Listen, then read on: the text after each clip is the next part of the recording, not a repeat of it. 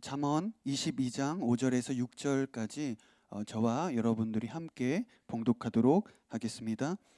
악인의 길에는 가시와 덫이 있지만 자기 영혼을 지키는 사람은 그런 것들과는 거리가 멀다. 어린아이에게 바른 길을 가르치라. 그러면 나이 들어서도 그 길을 떠나지 않을 것이다. 아멘. 예, 말씀 나누겠습니다. 이번 주에는 이제 가정의 달을 맞아서 유년기의 아픔과 성장에 대한 이야기를 말씀을 통해 나누고자 합니다. 코로나 사태로 인해 여러분의 삶 가운데 일어난 큰 변화가 무엇입니까? 저의 경우에 가장 큰 변화는 집에 있는 시간이 이전보다 많아졌다는 것입니다. 이전에는 집에 있는 시간이 매우 적다 보니까 아이들과 시간을 보내지 못하는 것이 늘 미안하고 마음에 걸렸었어요.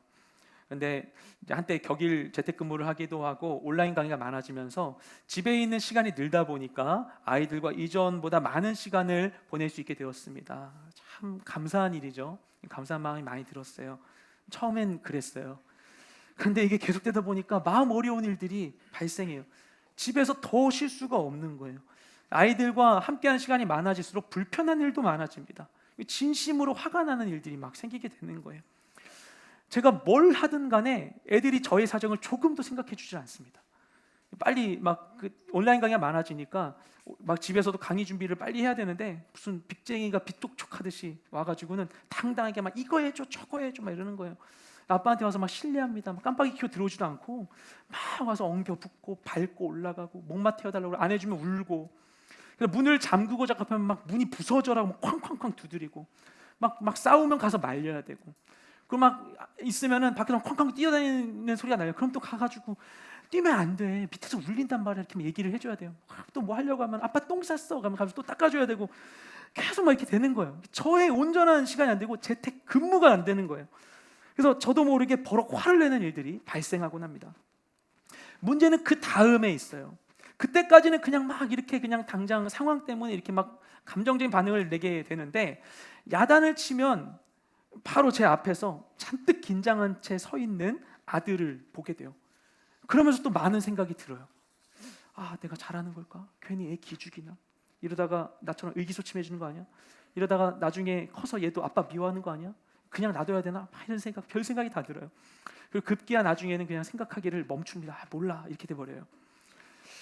옛날에는 옳고 그름을 말하고 잘못된 것을 지적하는 게 쉬웠어요. 그런데 연약한 존재를 사랑하게 되니까 저의 자유를 제한하게 됩니다.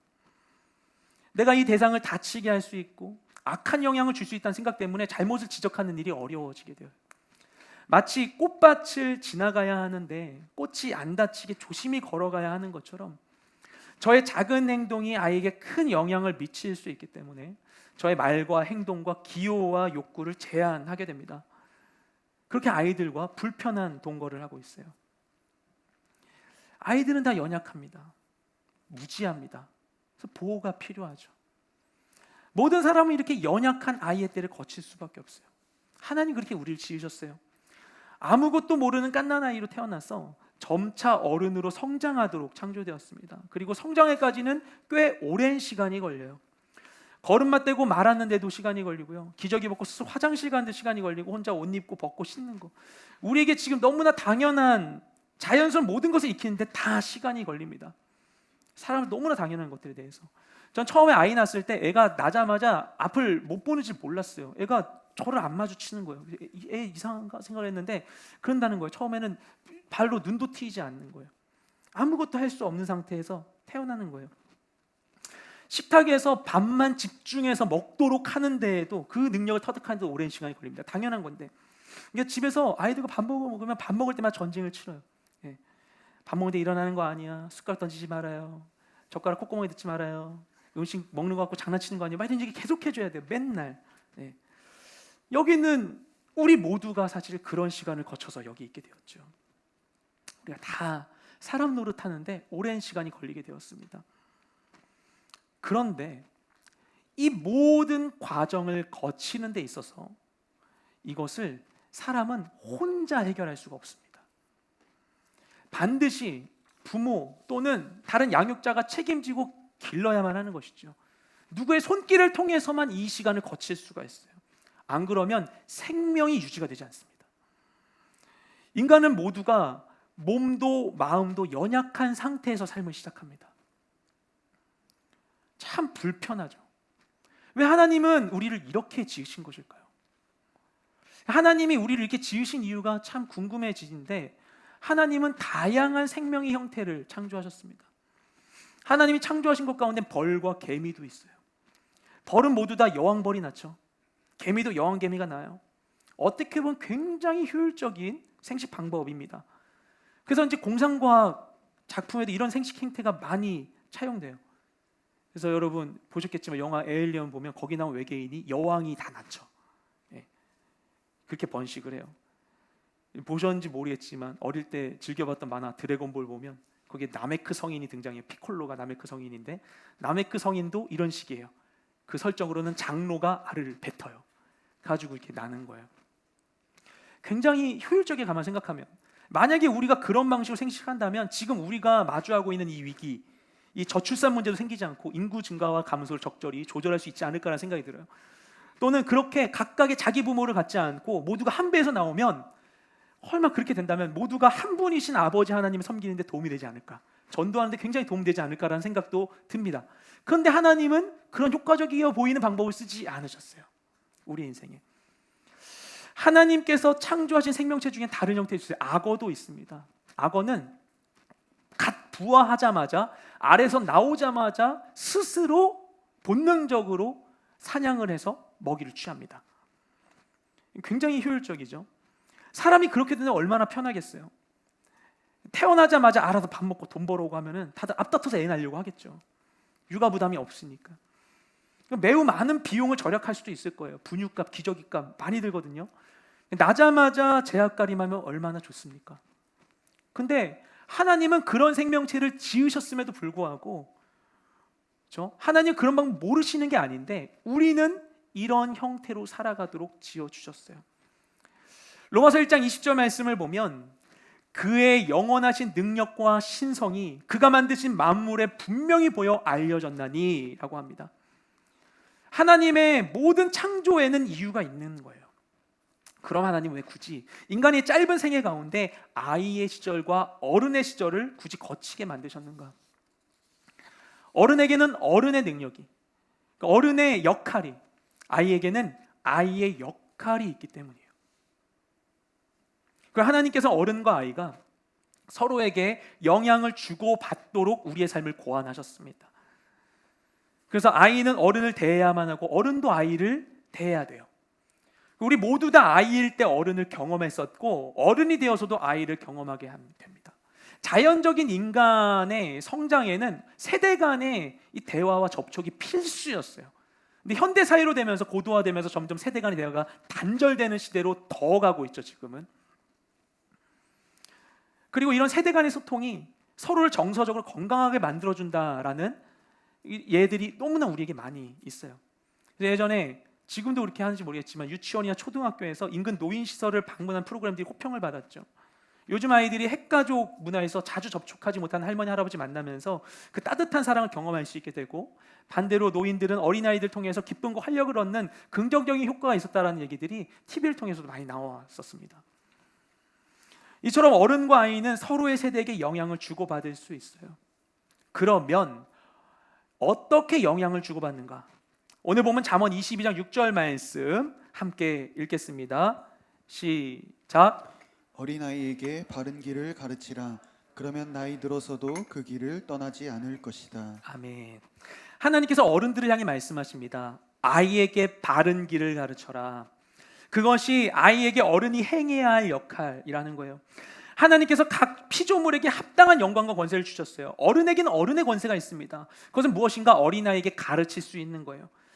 모든 어른이 그런 권위를 주셨어요. 이것이 직접 아이들 접촉하지 않더라도, 어른이 일부러 가르치려고 하지 않아도, 아무 말 하지 않아도 아이가 알아서 어른을 보고 배웁니다. 인간이 살아가면서 가장 빈번하게 사용한 학습 방법이 모방이에요. 아이들은 어른을 보고 배웁니다. 한 사회에 속해 있는 모든 어른들에게 하나님 다 권위를 주셨어요. 그러면 그 권위를 가지고 무엇을 해야 되는가? 다음 세대를 가르쳐야 하는데 가르쳐야 할 내용이 무엇인가? 오늘 본문을 보면 바른 길을 가르쳐야 한다고 이야기합니다. 그러면 이 본문에서 말하는 바른 길은 또 무엇인가? 이거에 대한 조작적 정의를 분명히 해야 되는 것이죠. 이 답 또한 본문에서 찾을 수 있습니다. 방금 읽은 말씀 6절 바로 앞구절인 오늘 본문 5절 말씀을 함께 읽겠습니다. 시작. 악인의 길에는 가시와 덫이 있지만 자기 영혼을 지키는 사람은 그런 것들과는 거리가 멀다. 아멘. 이 말씀을 보면 두 길이 나오죠. 하나는 악인의 길이고 다른 하나는 자기 영혼을 지키는 사람의 길입니다. 이 두 길에는 각각 무엇이 있는가? 악인의 길 위에는 가시와 덫이 있다 그래요. 그래서 그 길로 걸으면 결국에는 움직임이 더디게 되고 갈수록 다치고 상하게 될 수밖에 없겠죠. 반면에 영혼을 지킨 사람의 길에는 그런 장애물이 없다고 합니다. 본문에서 악인의 반대로 자기 영혼을 지킨 사람이 등장해요. 그러니까 죄로 가득한 세상 속에서 세상의 급류에 휩쓸려서 이끌리는 대로, 세상이 인도하는 대로 막 가면 가시와 덫을 피할 수 없는 것이죠. 하지만 그 세상 속에서 깨어서 이 세상의 흐름을 거슬러 자신의 영혼을 더럽히지 않도록 영혼을 지키며 살 때 이 자기 영혼을 지키는 길이 곧 안전한 길을 개척하는 길입니다. 나의 내면을 새롭게 하는 것이 나의 길을 새롭게 한다라고 얘기하고 있어요. 그래서 야고보서 1장 27절에서는 우리가 따라야 할 거룩과 경건의 기준을 이렇게 설명합니다. 하나님 아버지 앞에서 정결하고 더러움이 없는 경건은 무엇인가? 곧 고아와 가부를 그 환난 중에 돌보고 그리고 자기를 지켜 새 속에 물들지 않는 그것이니라. 아멘. 자신의 내면을 계속 살피고 그 영혼의 상태를 오염되지 않게 돌보는 것이 바로 바른 길을 걷는 것이라고 해요. 그때야 삶의 여정을 안전하고 효과적으로 완주할 수 있게 됩니다. 그래서 어른들은 아무것도 모르는 상태에 있었던 그 아이들에게 바른 길을 가르쳐야 합니다. 세속에 물들지 않고 사는 법을 몸소 실천하고 가르쳐야 합니다. 물론 우리가 넘어질 때도 있죠. 우리가 연약해서 그럴지라도 십자가의 은혜로 우리를 구원하신 예수 그리스도의 능력을 힘입을 수 있도록 십자가의 복음을 가르쳐야만 합니다. 그것이 바로 어른의 역할이고 하나님께서 인간의 삶에 어른과 아이를 두신 이유예요. 아이는 생존을 위해 필연적으로 어른의 가르침을 받아야만 하고 어른에게서 아이에게로 세대에서 세대로 계속해서 하나님 뜻이 전해지면서 하나님 나라가 이 땅 가운데 더 확장되도록 하나님 우리의 삶을 그렇게 고안해 주셨던 것입니다. 하나님께서 그 시대의 어른을 향해 이런 역할을 맡기셨기 때문에 그 부르심을 따를 때야 비로소 그 정체성이 분명해집니다. 그러니까 어른에게 주신 권위로 다음 세대에게 바른 길, 죄를 이기는 습관을 가르쳐야 비로소 어른에게 주신 영광이 회복돼요. 그래야 하나님께서 의도하신 그 마땅한 어른의 삶을 누리고 다음 세대로부터 존경받을 수 있게 되는 것이죠. 그래서 그 사회의 모든 어른 세대는 자신의 말과 행동, 삶 전체가 다음 세대에게 바른 길의 이정표 역할을 하고 있는지를 점검해야 합니다. 그런데 우리도 너무나 알고 있지만 쉽지가 않아요. 어른이 됐다고 해서 나이 먹었다고 해서 승진했다고 해서 다 알아서 모든 게 되는 게 아니더라는 것입니다. 공자가 40을 불혹의 나이라고 했다 그래요. 저 얼마 남지 않았는데 딱 40 되면 그러면 딱 유혹받지 않고 흔들리지 않는 것인가? 아니겠죠. 지금도 밤에 막 못 참고 아이스크림 퍼먹으면서 이렇게 있는데 그러면 막 퍼먹으면서 지금 이러지만 내가 40만 되면 다이어트 성공할 거야 생각하겠습니까? 그러지 않죠. 불혹을 앞두고도 너무나 약하고 부족한 저의 모습을 보게 돼요. 서로만 봐도 우리가 알잖아요. 나이 들어 철이 잘 들지 않아요. 제가 전에는 한번 집에 늦게 들어갔었는데 집에 가서 너무나 피곤해서 바로 엎드려가지고 거실에서 쓰러져가지고 이렇게 있었어요. 근데 바로 아들이 와서 저에게 얘기합니다. 아빠 일어나 씻어야지 이래요. 그것도 옛날 일이고요. 요즘은 그것도 아니에요. 아빠 일어나! 그래서 안 일어나? 하나 둘 셋. 제가 애한테 뭐 시키면 카운트 세거든요. 똑같이 하는 거예요 저한테. 애들이 무섭습니다. 어른이 된다는 것, 어른의 역할을 한다는 게 쉬운 게 아니에요. 그러니까 어른이 됐다라는 게 다 이룬 게 아니죠. 더 이상 고민도 없고 마음 흔들릴 일이 없어지는 게 아니에요.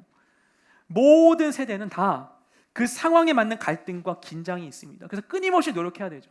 아이는 아이 때 감당해야 될 성장의 분량이 있고 어른은 어른 때 감당해야 될 성장의 분량이 있어요. 그래서 집에서 처음 이제 결혼식을 하게 되면 아이와 부모의 각자의 이 떨어지는 거에 대한 첫 경험 안에서 각자 다른 성장의 시간을 가져요. 계속 성장한다는 거죠. 우리는 주님께 갈 때까지. 요즘 많이 젊은이들 가운데 회자되는 탑골 문화, 라떼는 말이야, 이런 것에 대한 깊이와 조소는 어른의 신화가 깨진 현대 사회를 압축해서 보여주고 있습니다. 변화하고 흔들리고 불안정한 이 시대 속에서 어른은 더 이상 안정적인 존재가 아니게 되었어요. 그 어른도 끊임없이 변화에 적응하고 발맞추도록 강요받고 있죠. 그래서 오히려 어른이 될수록 힘든 사회가 되고 있어요. 우리도 점점 그렇게 되어가고 있습니다. 지금 우리가 마주한 이 언택트 사회, 비접촉 사회로 접어들면서는 어른 세대가 원래 갖고 있었던 젊은이들과의 기술 격차, 정보 격차가 모든 활동들에 대한 높은 진입 장벽을 이루게 되었어요. 배달 앱 이용하고, 물건 구입하려면 온라인으로 구매하고, 온라인으로 예배하고, 예배 좌석 예약하고, 이런 일들이 그저 삶에 당연히 필요한 너무 단순했던 밥 먹고 예배하는 것마저도 힘들게 만들어서 어른 세대를 사회로부터 소외되게 만들고 있습니다. 그렇게 되면서 젊은이들은 어떻게 되느냐? 자유로워지는가? 아니에요. 어른을 잃어버린 고아된 삶을 살아가게 돼요. 흥선대원군이 운현궁 내에 자신의 이 거처를 노안당이라고 이름 짓고 현판을 달았습니다. 늙을로의 편안한, 노인이 행복한 나라가 그가 꿈꾸는 조선이었어요. 근데 오늘날 우리 사회는 노인이 힘겨운 나라가 되고 있죠. 이게 남의 일이 아닙니다. 우리도 점점 나이 들고 있어요. 우리 지금의 청년 세대가 노인으로 불리게 될 땐 또 얼마나 세상이 바뀌어 있을까요? 세상은 어른이 어른의 자리에 안주할 수 없도록 변화했습니다. 어른이 됐는데도 아랫사람 눈치를 보고 살게 됐어요. 어른은 어른이 되기 위한 노력을 해야 돼요. 그리고 우리도 다 큰 성인들이잖아요. 계속해서 우리에게 이 노력이 요구되고 있습니다.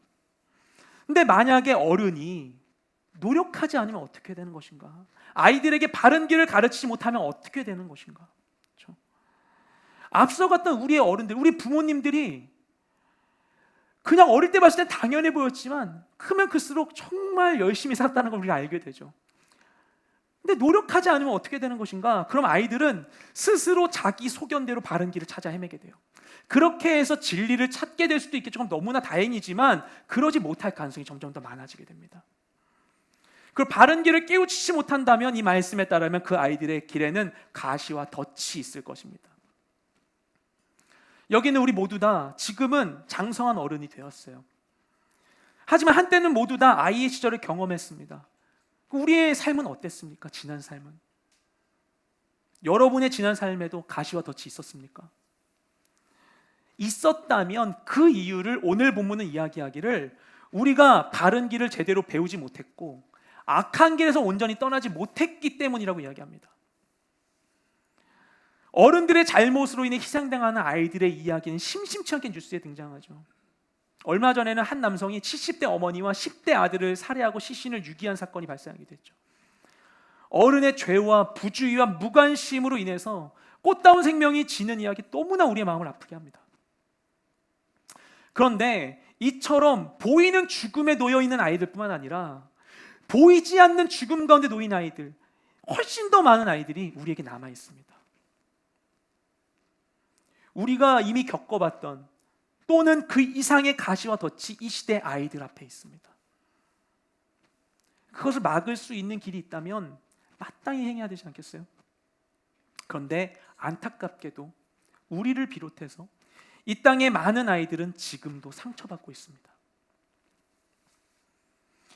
누구에게나 어린 시절에 상처가 있다라는 책이 있습니다. 그 책에 따르면 성인이 되어서 받는 상처에 비해서 어린 시절의 상처는 더 치명적이라고 합니다. 왜냐? 어린아이 때는 마음이 유약하기 때문에. 그래서 성인이 되어서야 이 상처를 드러내고 치유할 수 있다고 해요. 또한 어린 시절의 상처는 행복한 삶을 방해한다고 합니다. 왜냐하면 인간의 성장이 시간의 순서를 따라 진행되기 때문이죠.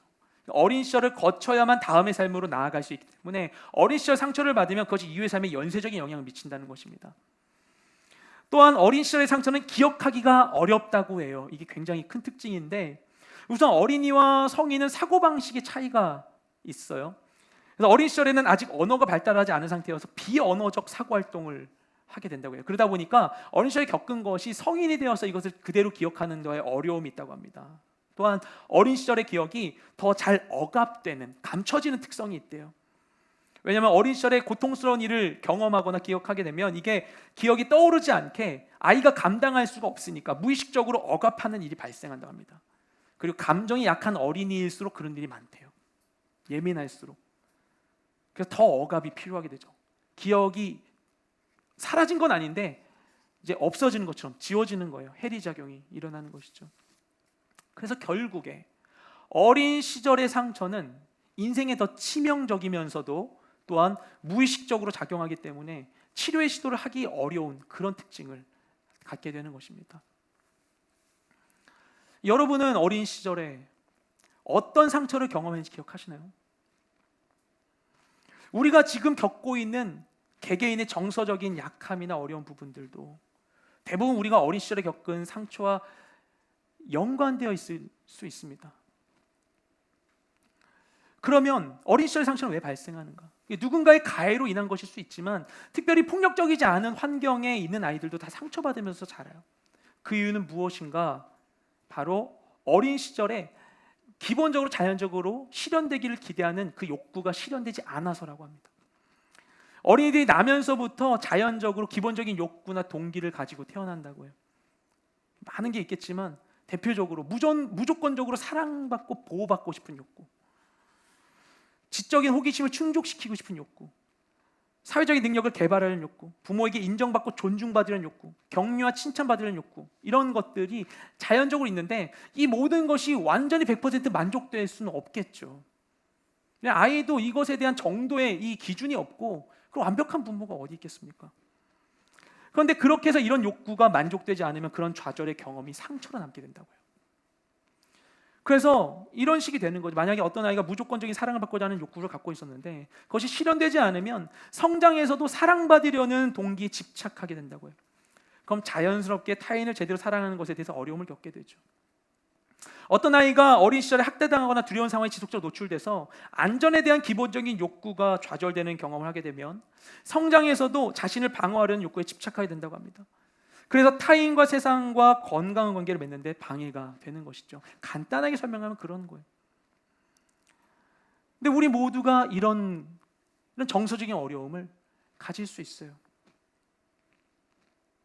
이처럼 어린 시절 가지고 있는 욕구가 실현되지 못하면 이것이 상처로 남게 되고 이것이 적절히 치유되지 못하면 어른이 되어서도 이 일에 매달리면서 막대한 심리적인 에너지를 소모하게 된다고 합니다. 그 이러한 것을 보여주는 대표적인 예 중에 하나가 베토벤의 삶이 있다 그래요. 베토벤은 어린 시절에 어머니의 보살핌을 제대로 받지 못했다고 하죠. 그래서 가장 중요한 사랑의 대상에게 거절당한 아픈 경험을 갖게 됩니다. 그 결과 어머니에게 거절당하지 않고 전적으로 수용되기를 간절히 바라게 되었어요. 그리고 성인이 된 베토벤은 자신을 거절하지 않을 여성에게는 관심을 보이지 않고 자신을 거절할 만한 여성들만 따라다니느라 평생 독신이었다고 합니다. 맺어질 수 없는 사랑을 자꾸 갈망하게 되었다고 해요. 결혼 못한 것을 늘 후회하면서도 결혼할 확률이 낮은 유부녀나 애인이 있는 여성에게만 끌리게 된 거예요.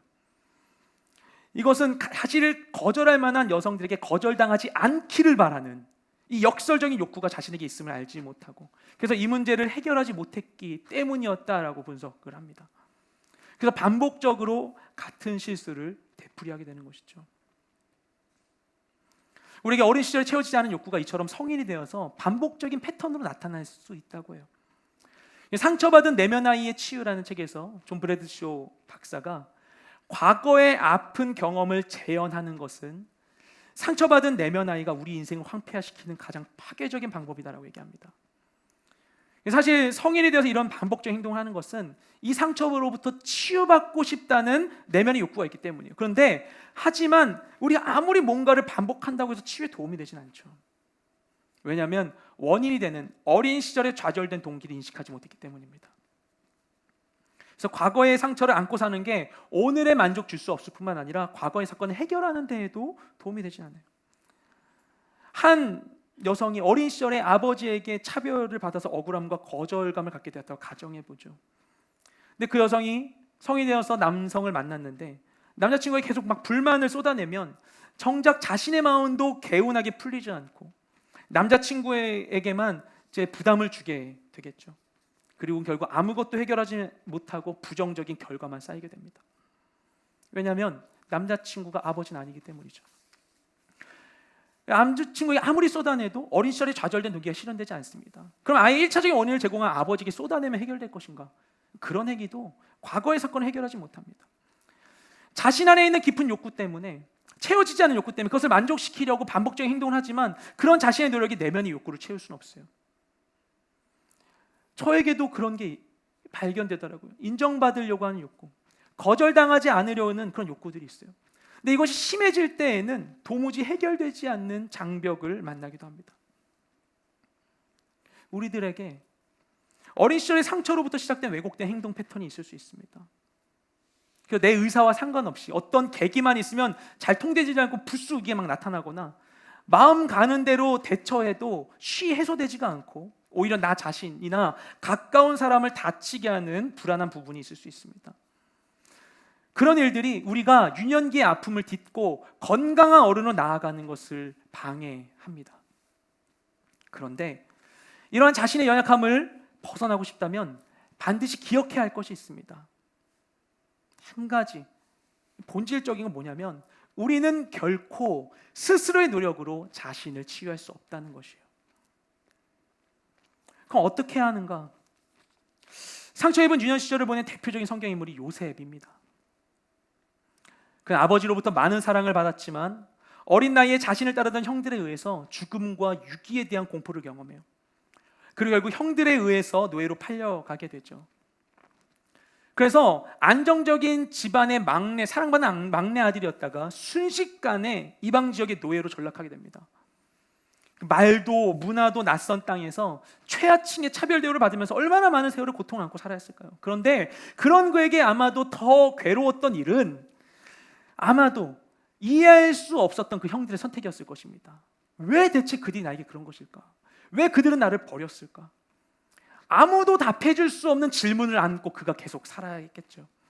그리고 힘든 일이 발생할 때마다 그들이 나를 버리지 않았다면 이런 일은 없었을 텐데 라고 생각하면서 아쉬움이 늘 마음에 가득했을 것입니다.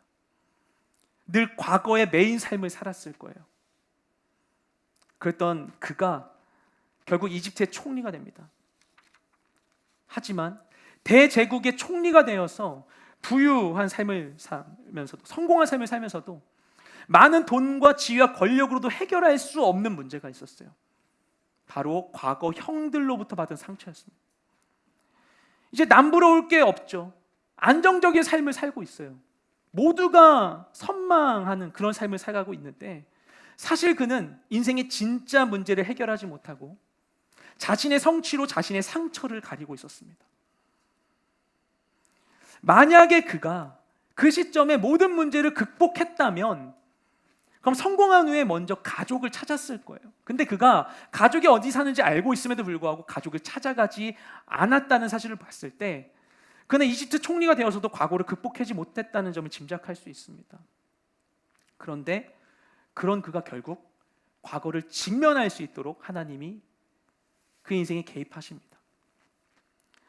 지금도 우리가 코로나라는 이 자연재해로 이 사회의 문제들을 외면할 수 없게 된 것과 같이 하나님이 자연재해, 흉년, 이 가뭄을 통해서 요셉의 문제를 드러내십니다.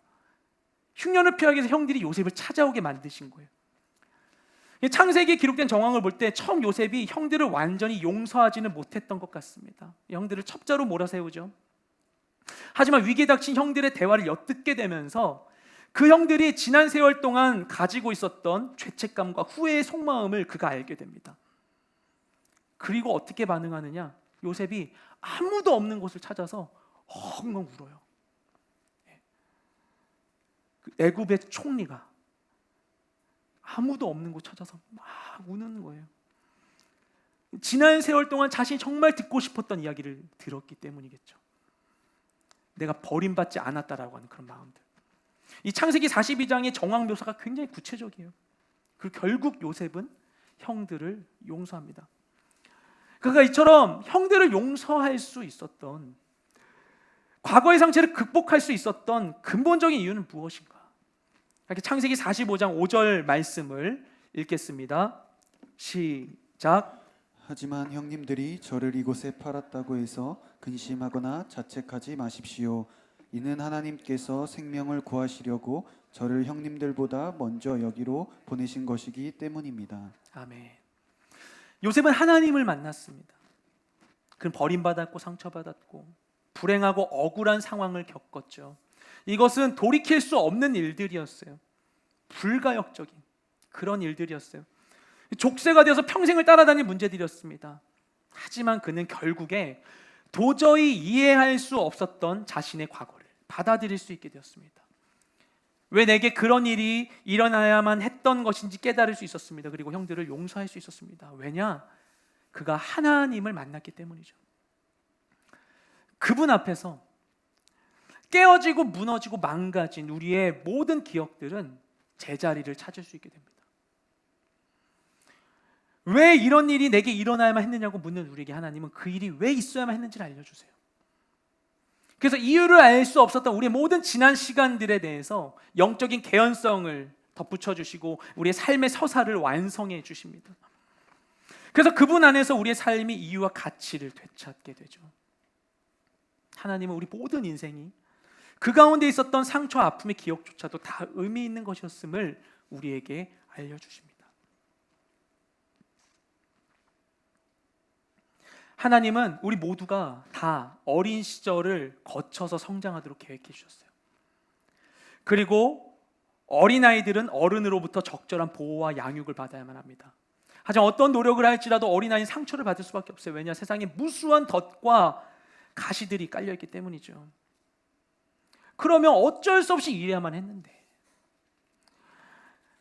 그런 하나님이 그렇게 우리에게 나에게 주신 그 삶의 굴레 속에 난 상처받을 수밖에 없었는데, 우리 부모님도 완전하지 않았었고 세상이 악한데 왜 하나님은 그런 삶 가운데, 이런 세상 가운데 나를 그냥 덩그러니 주셔야만 했던 것일까? 왜 난 이걸 겪어야만 했을 것일까? 우리의 어린 시절이 인생을 좌우하는 것일까요? 건강한 어린 시절만이 행복의 조건일까요? 괴로운 유년 시절 보낸 사람은 행복할 수 없는 것일까요? 그래서 세상 사람들이 자주 하는 것과 같이 이번 생은 망했다 하면서 한탄해하는 것일까요? 성경은 우리 인생의 모든 고통과 부조리함과 기형적이고 왜곡된 모든 결과가 근본적으로는 다 죄로부터 비롯됐다고 이야기합니다. 그리고 이 모든 문제의 근원을 아시는 하나님께서 이 땅에 예수님을 보내주셨어요. 그분은 죄가 없으심에도 심판의 자리인 십자가 달려 돌아가심으로 인하여서 우리의 모든 죄값을 해결하시고 우리를 죄의 저주로부터 자유케 하셨습니다. 하나님께서는 그 십자가의 능력이 우리 삶에 계속 일어나서 우리 안에 지금도 남아있는 모든 죄의 영향력이 완전히 끊기기를 원하십니다. 그 우리가 만약에 인생 가운데 지금도 해결하지 못한 문제들이 있다면, 지금까지 살았던 나의 경험과 내가 지금까지 받은 은혜로도 극복하지 못한 어떤 부분이 있다고 생각한다면, 그럼 지금까지 내가 경험한 것보다 더 큰 은혜가 우리 가운데 부어지게 될 것을 기대하십시오. 하나님 그렇게 해서 우리 삶 가운데 새로운 일을 행하기를 원하세요. 어떤 분이 이렇게 얘기할 수 있죠. 하나님 믿어도 여전히 힘든데요. 난 아픈데요. 과거의 상처가 사라지지 않고 아주 난 너무 기억에 남아있고요. 그 사람 생각할 때만 난 치가 떨리고요. 너무나 괴로워요. 그런데 우리가 먼저 이해해야 될 것은 무엇인가? 왜 나 하나님 믿었는데 불구하고 그 기억은 여전히 나에게 남아있는가 할 때, 우리가 기억해야 될 것을, 이해해야 될 부분은 치유가 제거가 아니라는 것입니다. 하나님 우리를 치유하기 원하시지 우리에게 망각을 주려고 하신 게 아니에요. 상처와 아픔을 극복하고 이전보다 나은 상태로 변화하는 것을 성숙이라고 합니다. 근데 상처와 아픔이 없었던 이전의 상태로 돌아가는 것은 퇴행했다고 말하죠. 상처, 아픔을 무효로 만드는 것, 나쁜 기억은 모두 지우개로 지우듯이 사라지는 것이 하나님의 뜻은 아닙니다. 오히려 아프고 병든 나의 실존이 분명할수록 그것에 생명을 공급하시는 아버지의 사랑도 선명해지는 것이죠. 그리고 건강해질수록 우리가 상처, 아픔을 잘 받아들일 수 있게 됩니다. 그것이 상처 아픔에 머물란 얘기도 아니에요. 상처에 머무는 것과 상처를 극복하는 건 다르죠. 난 어릴 때 이런 일 때문에 그래요. 나 우리 부모님 때문에 이래 라고 모든 책임을 다 과거로 돌리자는 게 아닙니다. 그저 지금 현 시점 가운데 내가 느낄 수 있는 현재 않는 그 상처와 아픔을 외면하지 말고 직면해야 된다는 것입니다. 지금 우리 모두가 다 혼란의 시대를 거치고 이 사회적인 단절을 경험하면서 하나님께서 우리가 자기 자신에게 더 집중할 수 있는 시간을 주셨어요. 또는 집에 있는 시간이 많아지면서 가족과의 이 보이지 않았던 갈등이 심화될 수도 있습니다. 왜냐하면 피할 수 있는 개인적인 공간이 더 사라졌기 때문이죠. 그래서 예전에 힘들었던 것이 지금이 없어졌던 것은 문제가 다 해결돼서가 아니라 만나지 못해서의 경우들이 있었는데 더 많은 시간을 보내니까 더 불편한 일들이 생길 수 있게 돼요. 그래서 우리 모두가 다 아픔을 직면하는 시간을 지나고 있습니다. 그런데 이 시간 속에 우리가 인간적인 힘으로 나 혼자만의 노력으로는 아픔을 온전히 바라보기가 쉽지 않습니다. 이게 해소가 안 되면 그냥 아무런 도움 없이 아픔을 마주하게 되면 그 아픔의 인식 자체가 바로 갈등을 점화시켜 버립니다. 근데 주님은 우리가 상처를 볼 수 있게 해주세요. 그러지 않으면 우리가 할 수 있는 선택은 그냥 내게 있는 이 어려움에 필터를 입혀가지고 왜곡된 정보로 받아들이거나 아니면 아예 망각해버리거나 하는 것인데, 하나님 우리가 우리의 상처를 건강하게 안전하게 볼 수 있게 도와주세요. 의사가 나를 진단하듯이. 그리고 우리의 치유자 되신 주님의 수술대 위에 우리가 누웠을 때야 비로소 그분의 치유하시는 은혜를 경험할 수 있게 되는 것입니다. 우리의 어린 시절은 중요합니다. 어린 시절은 이후의 삶에 어떻게든지 큰 영향을 미치죠. 이미 우리가 다 경험하고 있어요. 하지만 그것이 우리의 삶을 결정하지는 않습니다. 우리 삶의 모든 공백은 하나님께서 채우시고 모든 상처는 하나님께서 치유하실 것이기 때문에 우리 모든 아픔이 곧 하나님의 영광의 통로가 될 수 있는 것입니다. 모든 이야기가 과거의 아픔과 상처를 억압하라는 게 아니에요. 그냥 은혜로 생각하면서 다 그런 거니 참고 살아라 라고 이야기하는 게 아닙니다. 하나님께서 우리의 삶의 여정 가운데 나에게 아픔을 보여주시면, 아픔을 보여주신다라는 것, 아니면 어떤 아픔이 인지가 된다면, 정말 견딜 수 없는 상황들을 우리가 마주하게 된다면, 마음이 요동칠 때가 생긴다면 바로 그 자리에서 하나님께 이것을 가지고 가야만 합니다. 하나님께 질문해야 합니다. 하나님 이해시켜 주세요. 도와주세요. 이기게 해주세요라고 주님께 고백해야만 합니다. 하나님 왜 저에게 이런 일이 일어나야만 했어요? 하나님 왜 저의 어린 시절 불행했나요? 라고 질문할 수 있죠. 어떤 분은 끔찍한 과거의 기억으로 인해서 하나님의 선하심을 의심해 본 분도 계실 것입니다. 정말 하나님 왜 우리에게 그렇게 하셨는가? 하나님은 우리 모두가 다 어린 시절을 경험하게 하셨어요. 그래서 모든 이가 다 약한 상태로 처음 세상을 마주하고 약한 상태에서 자라나게 하셨습니다. 처음부터 우리가 강하게 태어났다면 너무나 좋았겠죠. 그러면 우리가 경험한 것과 같이 아프지도 않고 실수하지도 않았을 거예요. 그런데 하나님은 우리가 약한 상태로 태어나서 자라게 해줬습니다. 그래서 누구나가 부자나 빈자나 남자나 여자나 모두가 다 전적인 의존 상태를 경험하게 하셨습니다. 그리고 성인이 되어서는 반대로 강한 자가 되어서 약한 상태에 있는 대상을 향해서 전적인 책임 상태를 경험하게 해주시죠. 그래서 이 약자와 강자, 아이와 어른의 관계를 통해서 하나님은 우리가 이 역할을 보다 완벽하게 수행할 수 있는 대상을 우리가 기대하게 해주십니다. 우리의 이 경험이, 세상에서의 경험이 보다 고차원의 존재를 갈망할 수 있도록 도와주세요. 그래서 우리의 시선이 보다 입체적으로 하나님을 향하게 해주시는 것이죠. 그래서 우리의 모든 약함과 아픔의 경험들은 결국 우리의 진정한 치유자와 진정한 보호자가 되신 하나님께로 우리를 인도해 주는 것입니다. 그래서 아픔 속에서, 내가 해결할 수 없는 문제 속에서 하나님을 찾을 수밖에 없고, 그분 앞으로 다가서게 된다면 그럼 하나님은 어떻게 하시는가?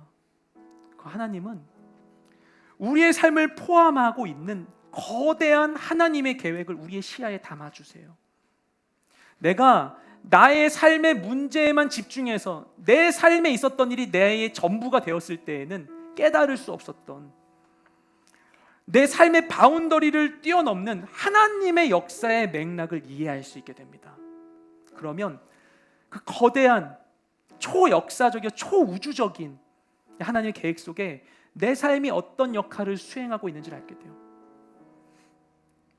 내 삶이 전부라고 생각했을 때, 내 삶의 문제가 다라고 생각했을 때는 깨달을 수 없었던 그 삶의 이 파편들의 이유와 가치를 깨닫게 됩니다. 그래서 그랬구나, 이 일이 이것을 위해서 있었던 거구나 라고 우리가 깨닫게 되죠. 그때 나의 삶에 대한 모든 문제들에 대한, 아니면 나의 현실에 대한 우리의 모든 평가의 기준이 바뀌게 됩니다. 하나님이 나를 위하여 가장 좋은 때를 예비하셨다라는 것을 믿고 소망할 수 있게 돼요. 나의 때를 기다리며 언제나 설렐 수 있게 돼요. 주님을 만날 때 그렇게 됩니다. 어릴 때 친구들하고 같이 사진 찍으러 놀러 가는 걸 즐겼었어요. 고궁에 간 일이 있었었는데, 어릴 때 필름 카메라를 쓸 때였어요. 카메라 사진을 찍는데 한 친구가 갑자기 카메라 좀 달라고 하더니만 막 저에게 막 포즈를 막 시키는 거예요. 이해할 수 없는, 손 들어봐 이렇게 하고, 막 이렇게 해봐 저렇게 해봐 막 하는 거예요.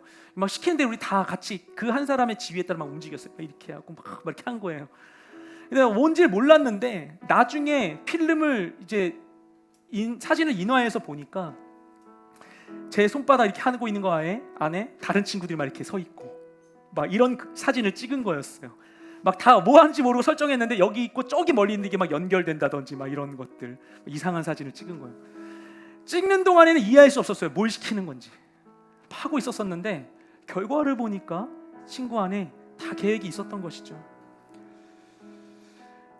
우리가 기억해야 될 건 무엇인가? 우리의 어린 시절은 우리의 전부가 아닙니다. 더 나아가서 우리의 어린 시절이 하나님의 계획의 전부도 아닙니다. 그것은 아주 작은 부분이에요. 그때 필요했던,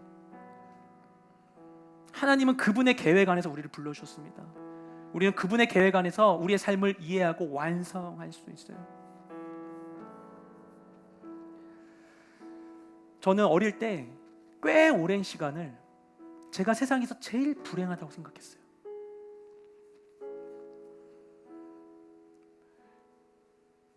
술 마시고 가족을 힘들게 하는 아버지,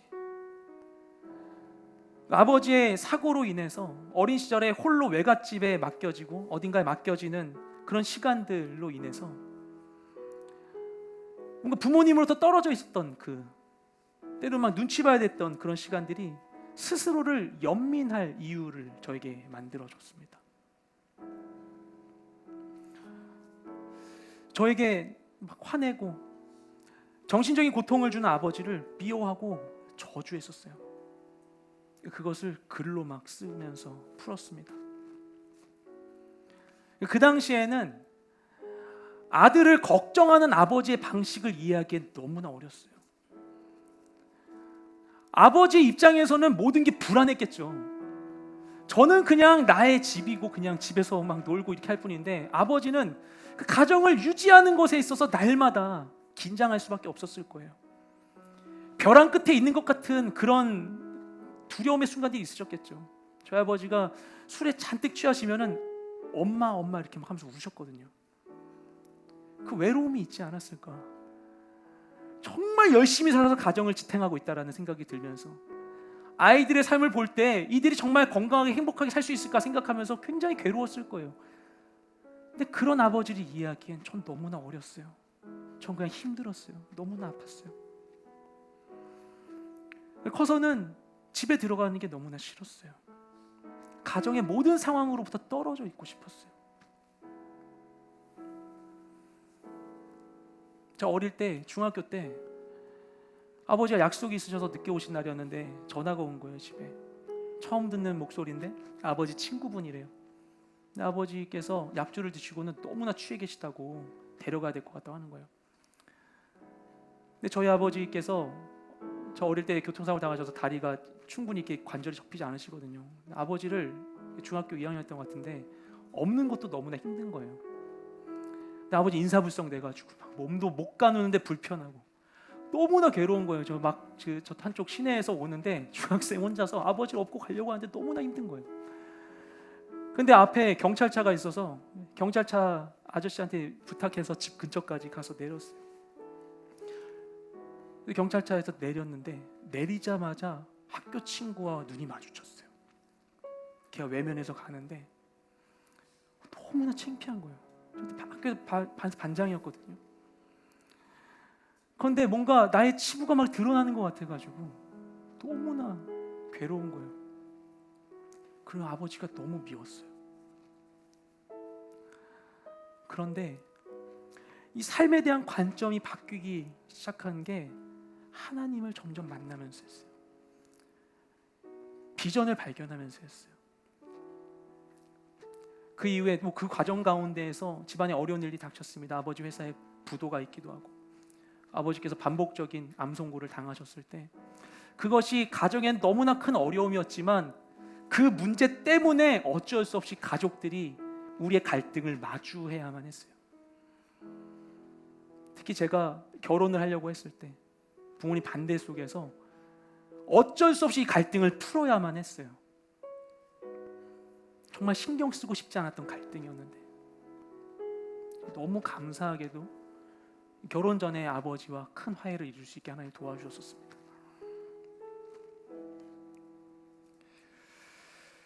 그리고 가정에 대한 소망을 품게 해주셨어요. 하나님이 우리 인생 가운데 어려운 일들을 주실 수 있어요. 그걸 통해서 하나님이 지금 우리가 당면하고 있는 이 시대와 같이 우리 안에 사실은 있었지만 우리가 들여다보고 있지 않았던 우리의 문제들을 드러내 주십니다. 그것은 불편할 수 있죠. 괴로울 수 있죠. 하지만 내가 불편하고 괴롭다고 해서 내 인생 망가지는 게 아닙니다. 괜찮습니다. 하나님 치유하시기 때문이에요. 하나님은 다 방법이 있으세요. 더 큰 계획이 있으세요. 우리를 향한.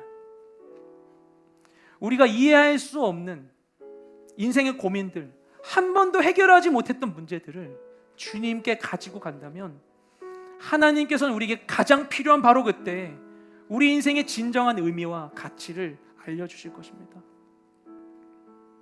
그 주님 안에서 과거를 이해하고 미래를 소망하는 우리 모두가 되시기를 주님의 이름으로 축복드립니다. 시간 함께 주님께 기도로 나아가겠습니다.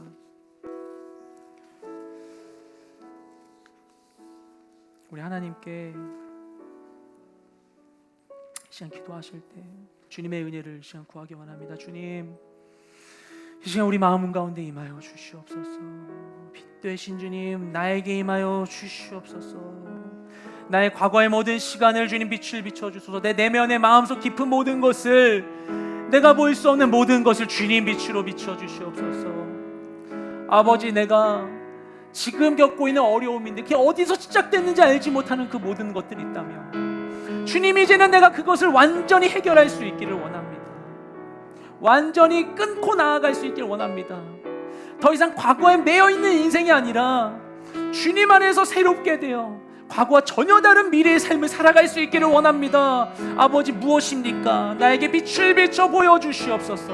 주님 안에 나의 삶의 모든 것을 받아들이고 이해하고 소유할 수 있게 하여 주시옵소서. 내게 이해시켜 주시옵시고 내 삶을 향한 하나님의 크고 놀라우신 계획을 깨달아 내일을 향해 담대히 소망으로 나아가는 우리 모든 인생 되게 하여 주시옵소서. 우리 모든 각자의 삶 가운데 주님의 은혜를 가하고 주님의 도우심을 구하며 합심하여 주님께 기도하며 나아가겠습니다. 기도하시겠습니다.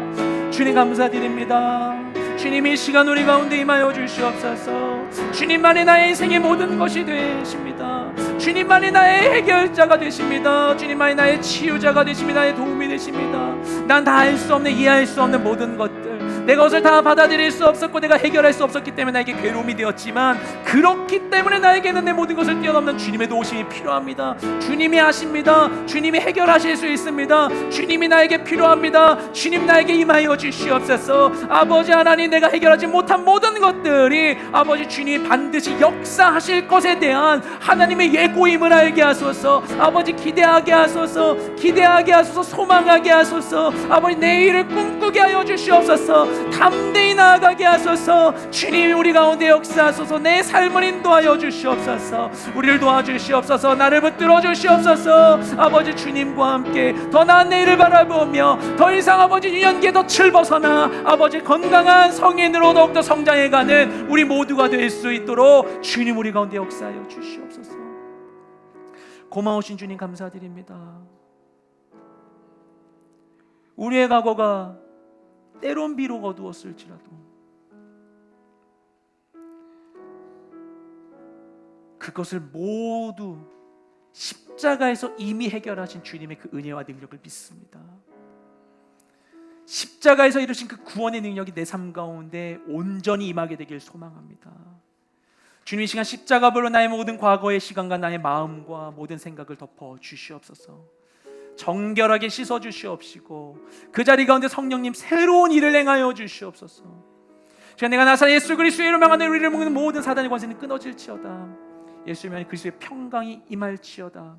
주님, 우리 가운데 임하여 주시옵시고 우리가 모든 나를 묶고 있는 과거를 벗어나 전혀 다른 시간을 살아가게 되는 우리 모두가 될 수 있도록 역사하여 주시옵소서. 주님, 우리 시선을 피할 수 없게 하시는, 우리가 아픔을 마주할 수밖에 없게 하시는 모든 상황 가운데 주 임재를 구하오니 그곳 가운데 임하여 주셔서 그 모든 괴로움과 걱정의 순간이 변화와 치유와 성장의 순간으로 우리 가운데 임할 수 있도록 주님 우리에게 역사하여 주시옵소서. 감사드리며 우리 모든 기도를 살아계신 예수님의 이름으로 기도드렸습니다. 아멘. 시간 함께 영상 보시겠습니다. 현재 경제 봉쇄 제재로 인하여 예전부터 극심한 물자난을 겪고 있는 상황에서 코로나19까지 더하여져서 더욱 큰 어려움에 처하게 됐습니다. 음식과 생필품을 구하기 위해 이른 새벽부터 나가 줄을 서야만 물건을 구할 수 있기에 많은 인파가 모여 있어서 코로나19의 감염에 노출되어 있습니다. 다음 달 정도가 되면 경제적으로나 모든 생필품을 구하는 데 있어서 최악의 상황이 올 거라 얘기를 합니다. 이 코로나 상황을 겪으면서 처음에는 많이 당황을 했죠. 사역을 계속 해가던 부분들에 있어서 계속 브레이크가 걸리고 굉장히 많은 어려움들이 있었습니다.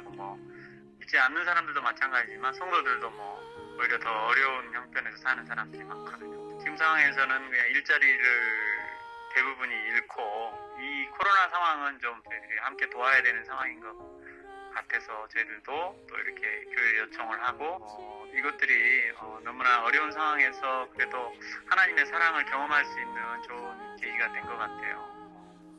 전 세계가 코로나 바이러스로 인하여 고통 속에 있습니다. 우리나라뿐만 아니라 전 세계적인 이 재난 속에서 많은 선교 지역의 사람들이 고통 속에 죽어가고 있습니다. 우리 선교사님들을 통해서 전해 듣는 소식을 우리가 듣게 되면 우리가 도울 수밖에 없는, 돕지 않으면 안 되는 그런 마음의 간절함을 가지게 됩니다.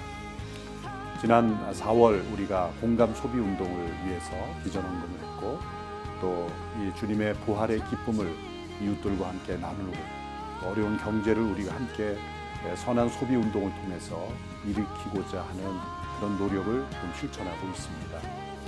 앞으로 이 바이러스가 계속 진행되기에 몇 개월 동안은 이러한 시각에서 우리가 함께 비전헌금을 계속하기를 원합니다. 5월 군선교 일정이 있었지만 긴급히 일정을 바꾸어서 선교지에 이 코로나 재난으로 인하여 고통받는 이웃들을 돕는 이 사역에 비전헌금을 드리고자 합니다. 우리 많은 우리 선교사님들이 이 사역에 헌신하고 있고 또 더 멋진 세상을 통해서도 귀한 사역이 이루어지고 있습니다. 또 우리 교회 파송 선교사가 아니라도 한국 교회가 파송한 많은 선교사님들이 선교지에서 이 재난 속에 고통받는 영혼들을 돕기 위하여 헌신하고 있습니다. 이 일에 온누리교회 성도들이 작은 정성을 모아서 선교지에 이러한 어려움을 도울 수 있도록 힘을 실어준다면 하나님께서 이 기회를 통해 한국 교회의 선교가 더 영향력 있는 그러한 선교로 발전되리라 믿습니다. 재난은 언제나 하나님의 나라의 기회이기도 합니다. 이 재난의 기간 동안 우리 한국 선교사들이 주변의 어려운 이웃들을 더 돌볼 수 있고 더 섬길 수 있는 기회가 된다면 하나님은 이 기회를 통해 선교의 기회가 더 확장되도록 역사하실 줄로 믿습니다. 이번 비전헌금을 통해 우리 한국 교회 선교사들이 이 재난의 한복판에서 많은 영혼들을 섬길 수 있도록 기도와 물질로 후원해 주시길 부탁드립니다. 감사합니다.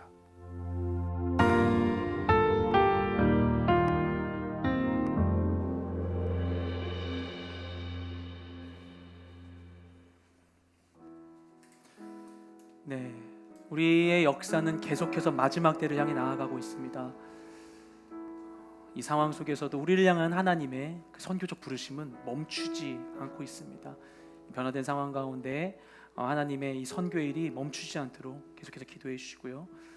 준비했지만 아직 드리지 못한 분들은 나가신 게 헌금함에 넣으시면 되겠습니다. 아니면 온라인으로도 참여하실 수 있습니다. 우리 선교지를 위해서 계속해서 기도하고 마음으로 동참하게 되길 소망합니다. 이 시간 다 같이 자세히 일어나셔서 하나님께 봉헌으로 나아가겠습니다.